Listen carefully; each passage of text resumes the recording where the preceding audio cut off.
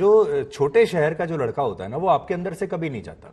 आपके शो में भी वो दिखाई देता है। और जो मिडिल क्लास की जो छोटी छोटी जो सेंसिबिलिटीज होती हैं जी, वो आप हमेशा, जैसे अभी भी आपने बात की कि जब तक मेरा पूरा पैसा वसूल नहीं हो जाएगा तब तक नहीं छोड़ूंगा जी, ये मिडिल क्लास का आदमी ही इसको समझ सकता है जी। क्योंकि मिडिल क्लास का आदमी तब तक साबुन नहीं फेंकता आखिर तक, जब तक वो पूरा की पूरा घिस ना जाए। इतनी छोटी सी टिक्की रह जाती है, उसके बाद दो टुकड़े भी होते हैं, कभी कभी नहाते नहाते गिरता है ना दो, तो फिर उसको दो को जोड़ के दोबारा बनाता है, वो दोबारा बनाता है। हाँ, तो वो बिल्कुल एग्जैक्टली। तो ये डिटेलिंग कभी आपके काम आती है? मैं बहुत देखता हूँ। बड़ी आती है सर। आप देखो हिंदुस्तान में अगर आप देखा जाए तो ये जो BMW मर्सिडीज वाली क्लास है कितनी है, देखा जाए तो जो मास जिसको आप बोलते हैं वो बेसिकली वही जैसे लोग हैं जैसे हम हैं, जहां से हम आते हैं।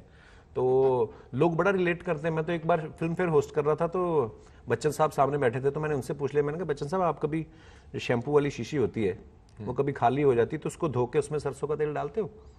तो वो बड़ा हंसे बात सुन के, क्योंकि हमारे देश में ऐसा होता है। हम हमारे अपने घर में करते थे, हम पेस्ट की जान निकाल लेते थे जो टूथपेस्ट आती थी ना। ऐसा नहीं है कि चलो अब थोड़े हालात ठीक है तो अभी देखे ठीक है आराम से निकल गई तो ठीक है, नहीं तो अंगूठा दबा के उसके पेस्ट का उसकी जुबान बाहर आ जाती थी टूथपेस्ट की, तब तक नहीं छोड़ते थे हम।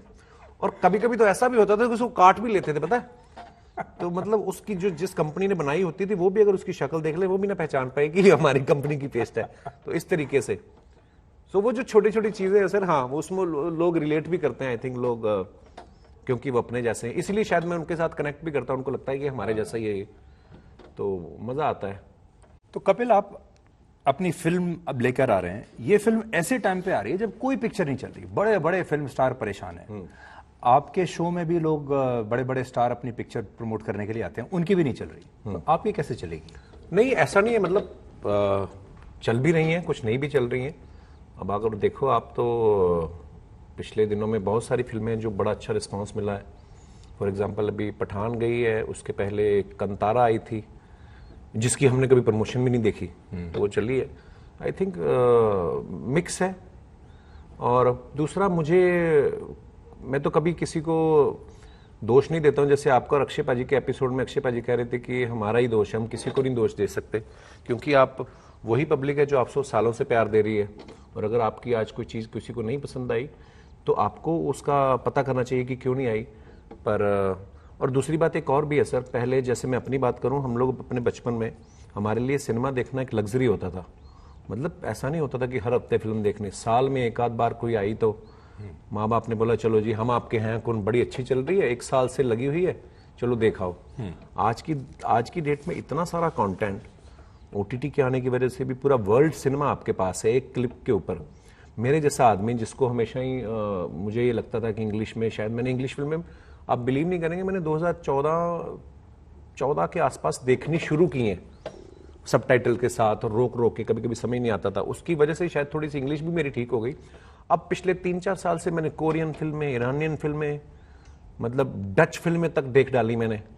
सो इतना कंटेंट देखने के बाद अगर आपको थोड़ा सा कोई एवरेज कंटेंट मिलेगा तो मुझे लगता है कि, और जैसे आप अभी बात कर रहे थे हम लोग की थोड़ा अलग भी होना चाहिए, तो हमने ये जो फिल्म बनाई है ये एक तो मुझे ही लोग इसको डिफरेंट रूप में देखेंगे, क्योंकि लोगों ने हमेशा दांत देखे हैं, हंसता हुआ देखा है, तो ये शॉकिंग भी था लोगों के लिए, अच्छा वाला शॉकिंग जिसको कहते हैं। तो अच्छा रिस्पॉन्स आ रहा है। बाकी सर हमारा काम है कुछ अच्छा बनाना, बाकी रिजल्ट ऊपर वाले के हाथ में, लोगों के हाथ में है। आप अच्छे अपनी तरफ से करते रहो, बाकी तो क्या है। आपने इंग्लिश की बात की, अभी आप कनाडा में एक अंग्रेजी में इंटरव्यू देके आए हो। हाँ, मैं देखा। कैसा रहा? बहुत अच्छा। वो तो आपको पहले से टेंशन थी? उनके लिए कैसा रहा? मेरे को था कि मैंने इंटरव्यू देके चले जाना, इनकी टेंशन आगे समझती रहे मैं क्या बोल के गया। तो मैं तो मजा किया, और मतलब ज्यादा लंबा इंटरव्यू भी नहीं था।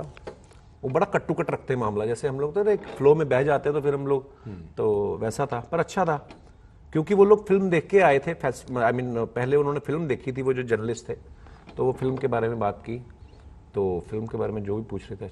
उल्टा मुझे साउथ कोरिया वालों की इंग्लिश नहीं समझ आ रही थी, क्योंकि एक तो इंग्लिश और इंग्लिश में इंग्लिश और साउथ कोरियन एक्सेंट के साथ इंग्लिश, वो मुझे थोड़ा लगता था कि मेरा नाम भी ले जाते पता भी नहीं चलता था। पर ठीक है सर, मजा, एक फिल्म करने का मजा इसलिए अभी आता है। आप पूछे थे ना कि आपने भी फिल्म में, एक तो हर बार नई कहानी, नए कैरेक्टर में आप घुसते हो, नई लोकेशन होती है। भुवनेश्वर में मैंने 1 महीना बिताया, लोकल जिस जगह से मैं आता हूँ, जिस फैमिली से आता हूँ, अब वो कहीं ना कहीं पीछे रह जाती हैं चीज़ें, वो छोटी छोटी चीज़ें करना, कॉलेज के दोस्तों के साथ कभी घूमने जाना इधर उधर, वो चीज़ें कहीं पीछे रह जाती हैं क्योंकि अब मैकेनिकल हो गई लाइफ, घर से स्टूडियो, स्टूडियो से, है ना। तो वो मैंने एक महीना जो शूटिंग के समय उस प्रोसेस को एंजॉय किया, और उसके बाद साउथ कोरिया शायद मैं कभी जाता ही नहीं क्योंकि हमारे शो वैसे अमेरिका, कनाडा, इंग्लैंड, न्यूजीलैंड, ये सब, ऑस्ट्रेलिया, हर जगह होते हैं। कोरिया में कभी हमारे शो नहीं हुए, तो फर्स्ट टाइम मैं भी गया, नए नए लोगों से मिला, पता चलता है। और ट्रैवलिंग में आप इतना सीखते हो, सो मुझे तो बड़ा मज़ा आया सर। और मेरे को एक और चीज़ लगती है कि जब आप अपने काम को एंजॉय कर रहे हो तो वहीं से आपको वाइब्स आ जाती है कि लोग भी एंजॉय करेंगे। सो अभी तक बहुत अच्छा रिस्पॉन्स आ रहा है उसका, सो उम्मीद है फिल्म भी लोगों को पसंद आएगी।